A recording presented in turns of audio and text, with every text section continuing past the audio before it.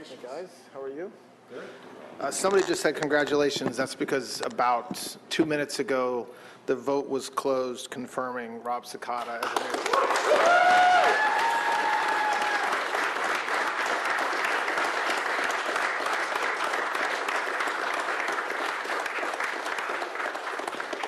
While it would appear that we have impeccable timing, it's actually not true. When we tried to predict what the Senate was going to do a couple weeks ago, we anticipated that Rob would be confirmed a couple days ago, which would have allowed us to actually have a commission signed and to swear Rob in today, which we're not able to do because, like I said, his vote was literally just confirmed 2 minutes ago. So once again, I don't know what's happening in Washington, which is fine. A little bit about Rob, in case you don't know. He began his law enforcement career with the New York City Police Department in 1992, starting in the Housing Bureau in Harlem. He moved around. He was promoted to detective in the Organized Crime Bureau's gang division, later continued his public service with the City of Plantation Police Department in Broward County, Florida, serving in patrol operations on the SWAT team. And then in 2005, so over 20 years ago, Rob joined ATF as a special agent in the Baltimore Field Division, where he was assigned to the Regional Area Gang Enforcement Task Force, combating transnational organized crime. He later served as a special agent in the Tampa Field Division, investigating violent crimes involving firearms and explosives, and continuing working his way up through the ATF ranks over the 2 decades. Eventually, he was promoted to SES at ATF, and he was a special agent in charge at the Baltimore Field Division, where he oversaw operations across Maryland and Delaware. Subsequently, he was a special agent in charge in Miami, where he oversaw 21 offices throughout southern Florida, Puerto Rico, and the U.S. Virgin Islands. After that, Rob returned to ATF headquarters as the Deputy Assistant Director for Field Operations. He was then promoted again to Executive Assistant Director of Operations, and then just over 1 year ago today, on April 10th, 2025, Rob was named the Deputy Director of ATF, a role that he has served in through today, and right now he's in that middle spot where he is the confirmed Director of ATF, but commission not signed. So I think still technically Deputy Director, but we're fine. So from patrol officer to federal agent to special agent in charge, Rob has committed his entire life to serving the public and protecting communities nationwide. I know this personally. He's a dedicated father to Robbie and Gianna, a husband to Leah. He loves to fish, and he loves Florida. So congratulations, Rob. It's great.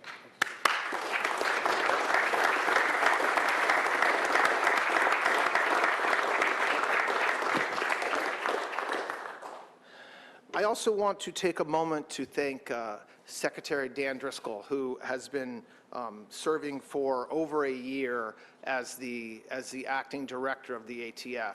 And he's also the Secretary of the Army, as most of you all know.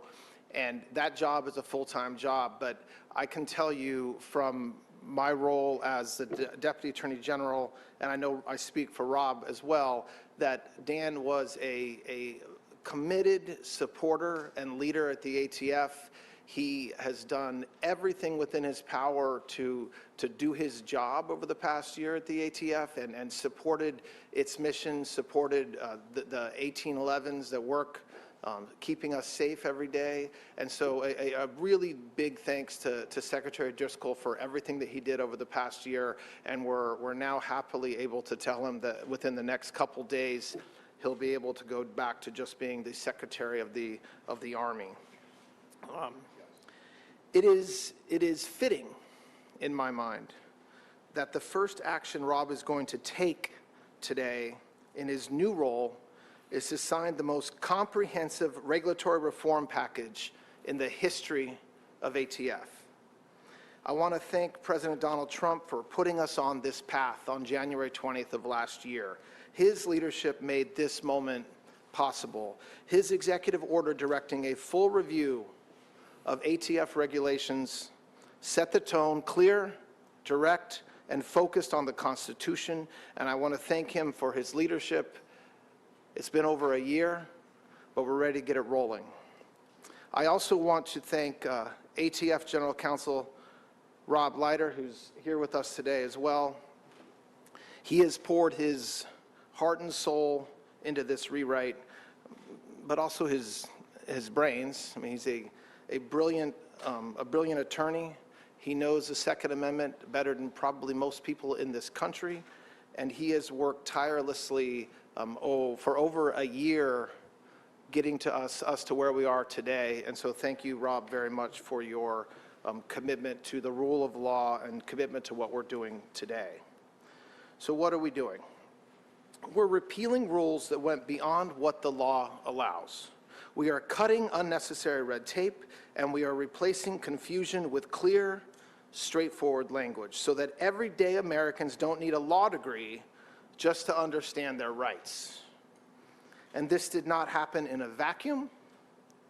We listened to industry leaders, many of whom are in this room behind me, to legal experts, and most importantly, to law-abiding gun owners across this country, people who follow the rules but have been forced to navigate a system that often didn't make sense. The package that we're putting forward today and over the coming days reflects all of those voices. It includes 34 proposed rules, more than ATF has issued in the last 15 years combined. It reflects months of work since the beginning of this administration, and I want to be candid right now about why this is necessary. For too long, regulations were written without any real understanding of how firearms businesses operate, how lawful gun owners actually handle their firearms, or what truly improves public safety. Nothing we are doing today weakens law enforcement. We are not taking tools away from the people, the men and women who go after violent criminals. This administration, as it always has, remains fully committed to targeting those who break the law: gang members, repeat offenders, traffickers, and cartels. We will, as we always have done, continue to follow the evidence, continue to aggressively prosecute violent crime. If anything, what we're doing today will actually help law enforcement, because clearer rules mean better compliance, and better compliance means better enforcement. At the same time, it means fewer traps for law-abiding citizens who are just trying to do the right thing. This package also brings into line ATF regulations with the law and with recent Supreme Court precedent. It reduces unnecessary burdens on lawful gun owners and licensed businesses. It eliminates ambiguity, and it helps prevent the kind of confusion that in the past, and not that distant past, led to inconsistent and sometimes unfair enforcement. I'm going to let Rob lay out the specifics of what we're doing in a moment, but let me reiterate that the Second Amendment will never be treated as a second-class right in the Trump administration. President Trump has been clear on this from day one. The Second Amendment is not negotiable. It is part of the foundation of this great country. And under his leadership, this administration, this Justice Department is acting on that belief. I want to make sure folks understand that the work that we're talking about today is not finished today. We're continuing to review every regulation, especially those from the previous administration, and we'll keep putting forward additional proposals as that review continues. For example, ATF is studying right now to determine which rifles are generally recognized as particularly suitable for sporting purposes. That's going to be an ongoing effort over the next several months, and we're going to see that through.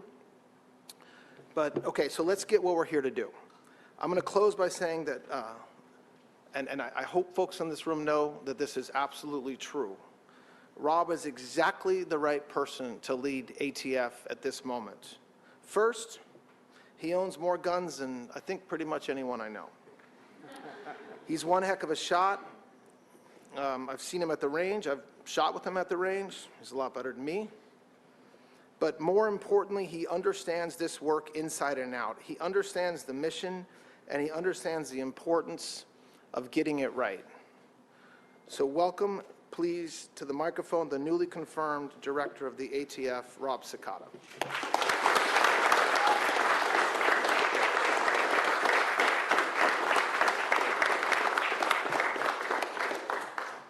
Good afternoon. Thank you again to President Trump, the Acting Attorney General, and DOJ for their leadership and partnership. Today's a great day for ATF, DOJ, and a great day for lawful gun owners and federal firearms licensees, and a great day for all of America. While I'm proud to be one to represent ATF today, this moment is not about me or any one individual. Credit for today goes to the entirety of DOJ and ATF teams, their regulatory teams, legal teams, administrative and operational staff. It is because of their collective efforts over the last year that a day like today came together with 34 new proposals. Let me put that number into perspective. I've been with ATF for over 20 years. I've never seen a regulatory package of this scale. In fact, we are going to be signing just about as many rules as have been proposed during my entire 20 years with this agency. It was an immense amount of work, and I believe it's moving the agency in the right direction. Again, my sincere thanks go to ATF and our DOJ teams for putting this package together. How did we get here? At the outset of this administration, we committed to a new era of reform grounded in transparency, accountability, and partnership. What you see today is that promise being kept. Over the last year, we undertook a serious, sustained review looking at court decisions, license feedback, statutory text. We reviewed our forms and our requirements. We spoke with stakeholders, we worked closely with the DOJ leadership team, and we identified those regulations that needed reform. In my time with ATF, I've seen how regulation creep can come in like a fog, creating vague and shifting tests and subjective interpretations that lead to inconsistent enforcement practices and ultimately an erosion of public trust. Today, we are clearing the fog, restoring clarity, consistency, and predictability for all Americans. In today's package, you will see 34 clear, common-sense regulations that rescind, modernize, or clarify language within the National Firearms Act, the Gun Control Act, and more. We are proposing to remove unnecessary hurdles that were standing in the way of law-abiding citizens and businesses. We are proposing to restore clarity and predictability in our standards. We are beginning responsive to court orders that our constituents needed for clear, decisive instruction so action can be taken to rescind what didn't work. As a personal remark, I'd be remiss if I didn't add here that we did and always will take public safety into account when creating proposals. I've been a law enforcement officer for over 34 years, and I believe me when I tell you that I take public safety seriously, and I would never let the public be at risk based on the regulations that we are proposing today. ATF remains the greatest friend to state and local law enforcement officers, and we believe that these rules will not negatively impact public safety. With that, here are some key highlights. The stabilizing brace rule, which came into effect in 2023, that rule formally we are proposing to rescind. There are courts in multiple jurisdictions which we found violated the APA. They were enjoined or vacated across the country. We believe that the common sense approach to align regulatory text with those judicial determinations rather than keeping them on the books as regulations would have already been thrown out. Engage in the business, which came into effect in 2024. We are also formally proposing to rescind the engage in the business rule. We believe that the responsible regulatory governance requires adjusting the course when evidence shows a rule has not worked as intended. The ATF has found the changes to the definition of who was engaged in business have not produced the outcomes needed to justify keeping the rule. As you'll see, today's proposed rule retains definition of the engage in the business as specifically revised and codified by Congress. No more, no less. We are also formally proposing modernizing our forms. One proposal is to update the Form 4473 to ensure it keeps pace with modern business practices, like authorizing the use of electronic forms. Functions like auto-population of fields and allowing people to attach digital files as attachments. We also make minor technical revisions to shorten the form, thereby reducing the administrative burden on both the FFLs and transferees. Another proposal related to the forms is to allow FFLs to generate and store its records, including its A&D books, records, and all 48473s using an electronic record-keeping system. This codifies a practice that the industry has used through a variance for years and has been demonstrated to work very well. We also believe it supports law enforcement by allowing FFLs to more easily respond to legitimate law enforcement trace requests when asked. In our next steps, there are many more proposals in the package that will follow this rule package. Some of them are simple language clarifications, others are much more comprehensive. I believe we will talk about them in broad strokes when we sign, but considering how many there are, we simply don't have time to go through them in detail now. Our plan is to hold over the next few weeks some stakeholder briefings, which we will meet with you in smaller, more focused groups and dive deep into the regulations that will affect each of you the most. I will do my best to be at each of these meetings, but today, more importantly, here with me today is Chief Counsel Robert Leiter, who's probably going to be the most helpful to you in those briefings. He's a legal scholar on the Second Amendment, a professor, and has been instrumental during his time as Chief Counsel at getting us to this point. I can assure you that he can handle all of your technical questions. I really appreciate you all being here. I thank you. Robert, I thank you for ensuring our stakeholder groups get the information that they need. For now, moving forward, the proposed and final rules in this regulatory package are going to be sent over to the Federal Register, where they will be published in short order. In the interim, we do have summaries of the proposals on our website, and as soon as they are published in the Federal Register, we will have links to where you can submit your public comments. Finally, as Acting Attorney General Blanche shared, our work is not done. While we are proud of our work that has been done in getting us to this point, this isn't over. The next step will be an open comment period where we invite input on our proposed changes from our industry stakeholders, law enforcement agencies, advocacy groups, and the general public. After today's event, please visit our website, atf.gov, to find out more about the proposals we are signing and sending over to the Federal Register to be published. There you will find information on how to submit comments via regulations.gov. And this Acting Attorney General Blanche shared today is just the first package of proposals to be released. We will work closely with the Department of Justice to continue to review our rules and ensure they are modernized to reflect current practices, to adhere to court rulings, and ultimately to reduce unnecessary burdens on law-abiding citizens and businesses. With that, let's get started with signing.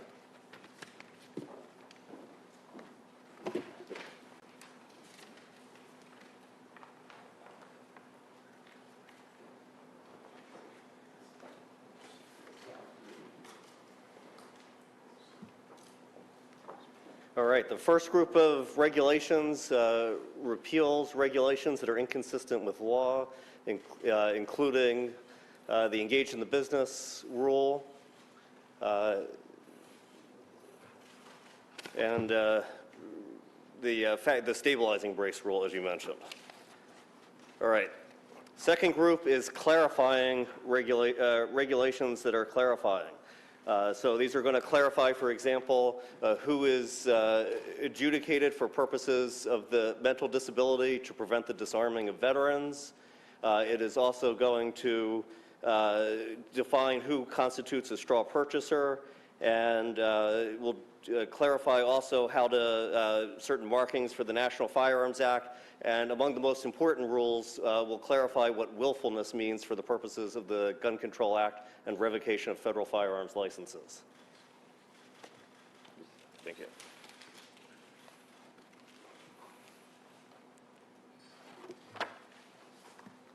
All right. This group of regulations will modernize the current regulations. So it includes a new 4473, which is the firearms transaction form, which will be simpler and less apt of making the kinds of paperwork errors that resulted in the zero tolerance policies of the prior administration.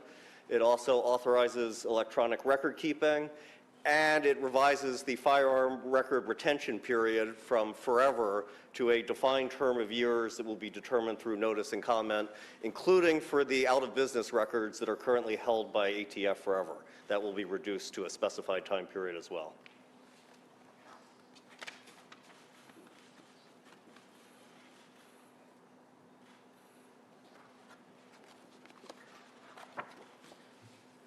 All right, the next group of regulations will align ATF regulations with the law.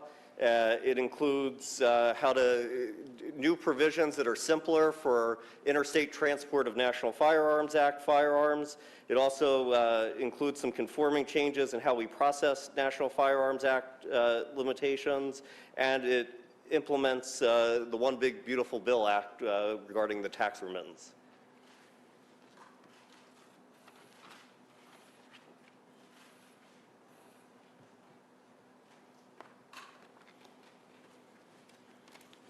All right, and the final group of regulations reduces burdens on law-abiding gun owners. This includes, for example, clarifying how gun owners may transport their firearms interstate, particularly when they're going between modes of transportation, such as vehicles to airplanes. It also has a host of other simplifications for the processing of forms under the National Firearms Act, and also recognizes the ability, for example, of spouses to jointly register firearms that they may be in joint possession of.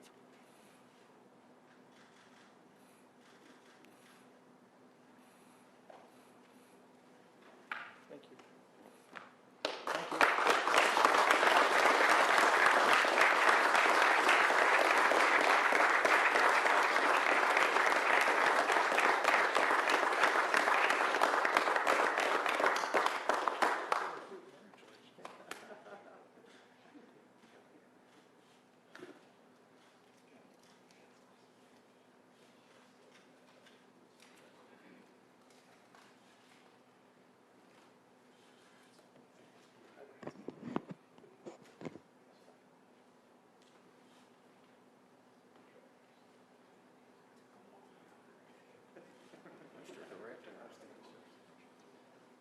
All right, thanks a lot, Rob, and thanks to our newly confirmed director of the ATF.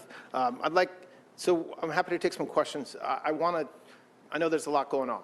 I want to try to keep the questions at least primarily to the reason why we're here today. So the ATF regulations are the recent confirmation of the director of ATF, but we're happy to take some questions. Go ahead. The rollbacks are very popular with Can you speak up just a little bit? The Of course. acoustics not great. These rollbacks are very popular with gun rights organizations, but at the same time, the Justice Department is still in court defending gun control provisions, like disarming people who are regular users of marijuana or those who have other nonviolent drug convictions. Is the Justice Department reconsidering at all how it will approach nonviolent gun cases?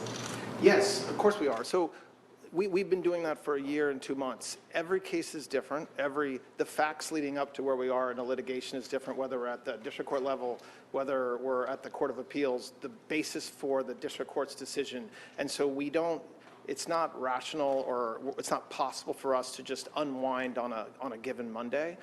We just recently got out of a case 2 weeks ago that had been pending for a long time. And so I think that we've recently argued some cases in front of the Supreme Court.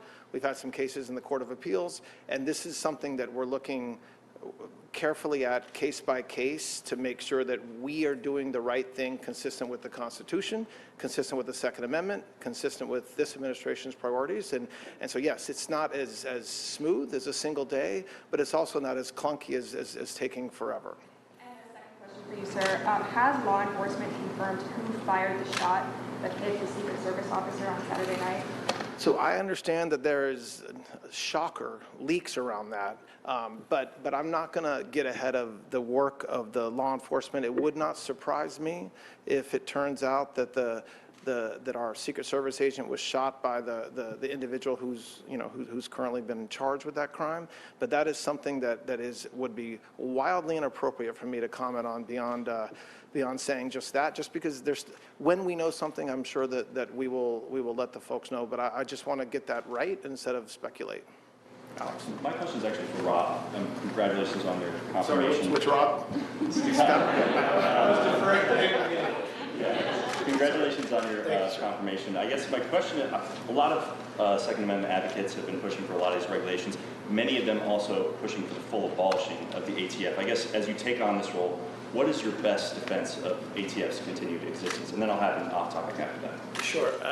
I won't speak for all of them, but I think we have a very good relationship, despite what may go on publicly. We all have to be, I guess, part of a show publicly at times. But I will say that we've all been able to have very good discussions about what their concerns are as to what our concerns are relating to public safety and maintaining a balance without actually using public safety as a crutch to use as an excuse to infringe on someone who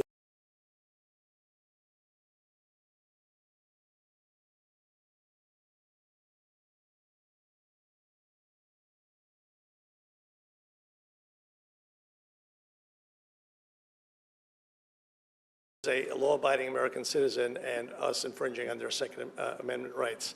I think ATF has historically, and I can say for sure over the past year and a half, under this administration in particular, we've been 1,000% focused on violent criminals and looking to hold people accountable for crimes they commit using firearms illegally or crimes that involve arson or explosives.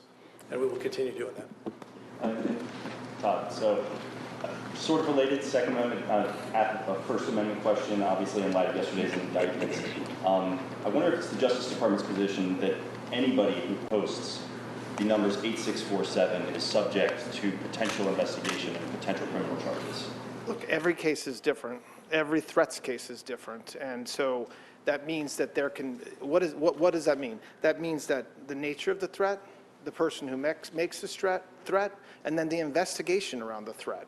And so you cannot, it would be ill-advised for anybody to compare a particular statement to another statement that appears similar when there's been a thorough investigation. Nobody in this room has any idea what happened during a grand jury investigation between May 15th and yesterday. And so that's reflective of the work that the FBI, the Secret Service, U.S. Attorney's Office in the Eastern District of North Carolina did. And so I mean, you know that every time that's posted, that number is posted, you know that every time there is a threat against the president, it doesn't necessarily lead to an indictment. It depends. It depends on the investigation. It depends on all kinds of factors. And so it's not, people should be very wary of threatening the life of President Trump, because that is a crime. Full stop. Okay? Now, whether it's a crime that we will ultimately charge, depending on, you mentioned the First Amendment, sure, or other investigative steps or things that we learn or things that we uncover from talking to witnesses, reviewing evidence. So on the one hand, the fact that people are questioning why we would be, there should be no doubt you cannot threaten the life of the President of the United States. Can't do it, okay? And so beyond that, I'm not going to comment. We've had an indictment returned by a grand jury in North Carolina. I think my understanding is Mr. Comey appeared in court in Virginia today. I'm not sure the schedule beyond that. I haven't caught up to folks about that. But he will be given every single right, every single opportunity to defend his case in court.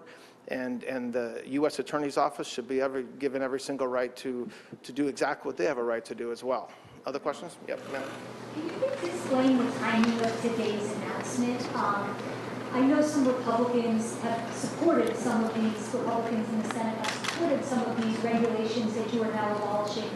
Was there any fear that these regulations could hurt Mr. Cekada's chances of getting confirmed? And maybe can you talk about what types of discussions you had about these regulations with members of the Senate, Democrats and Republicans? The timing, I said this in the beginning, I wasn't making it up. It's largely coincidental. I mean, we scheduled this a couple weeks ago. Once we were ready to roll out the regulations, I had hoped that the math would line up so that there could be a signed commission today. It turns out not only is there not a signed commission, but he was confirmed literally moments before we walked out. That's, welcome to Washington. But as far as, yes, of course we talk to members of Congress on both sides of the aisle, people who are for these regulations, people who are against these regulations. That's our job. And what we are trying to do, and what I think what Rob Leiter did, what the ATF did, working with the Department of Justice, is to bring these regulations into a place where they need to be, whether it's compliance with the Supreme Court, compliance with the law, catching up to modernization. I mean, you had situations where that were just, you heard us talk about it in big terms, like we're just allowing for the filing of electronic forms. Shouldn't shock anybody in this room, okay? So there's things like that. And then there's ones that are maybe considered more controversial. Okay, I mean, President Trump, this administration, this newly confirmed director of the ATF views the Second Amendment as nothing other than one of the most important amendments in our Constitution. It's not a second-class amendment, and so the regulations that we're adjusting today reflect that, the policies of President Trump, but they happen to be the policies of the Department of Justice and the ATF as well. Yeah, Stephen Gutaski, Reload. Obviously, the Biden administration tried a number of rules, including today that you're walking back. They ran into a lot of trouble in court by going pretty far in some of these regards. And additionally, so did President Trump in his first term with the bump stock ban when the Supreme Court declared that unconstitutional.